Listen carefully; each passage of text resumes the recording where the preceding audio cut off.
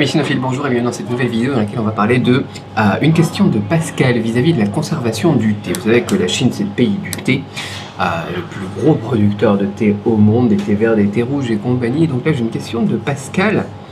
Moi j'aime bien le thé, avec le café. Pas avec, mais j'aime bien le thé et le café. Oui, mais 9h du matin, c'est pas ce qu'il C'est dur le matin.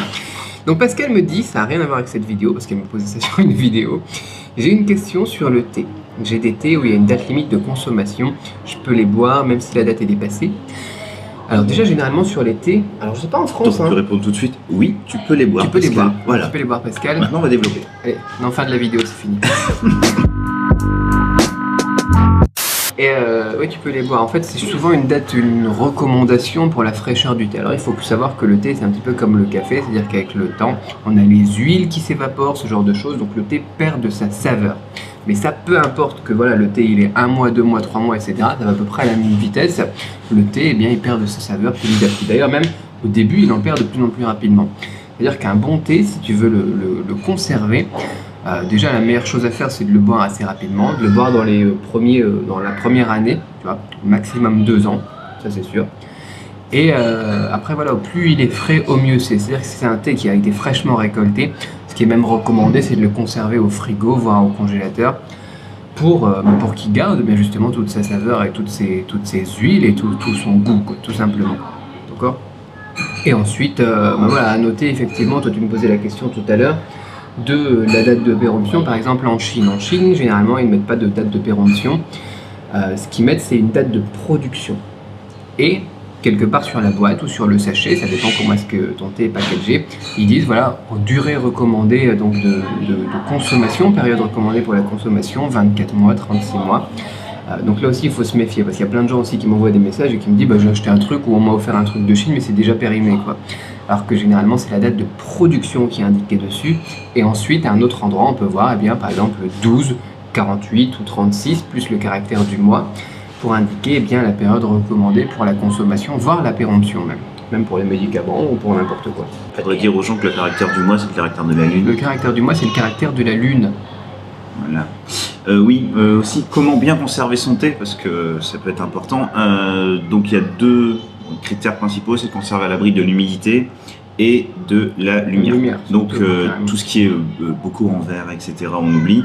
Généralement, bon, si on parle de la Chine, quand on achète du thé en Chine, ils nous le donnent soit dans un sachet opaque en papier, soit directement dans une boîte en métal. Ce que je conseille plus directement. On peut le conserver comme ça beaucoup plus longtemps. Et sur on regarde la date de consommation du thé, je sais que par exemple dans des pays comme le Japon, on peut consommer du thé d'il y a 500 ans. Ça coûte excessivement cher, mais ça se consomme très bien. Alors bien sûr, il va avoir un autre goût que quand il a été produit au XVIIe siècle, au XVIe siècle, je sais pas, 16e, 17e, je ne sais pas. Mais voilà, en fait, ce qui va changer, c'est surtout le goût. Voilà, il va pas rendre malade. Même du thé, j'ai encore du thé de quand je suis venu en Chine la première année en 2010, ce que je bois.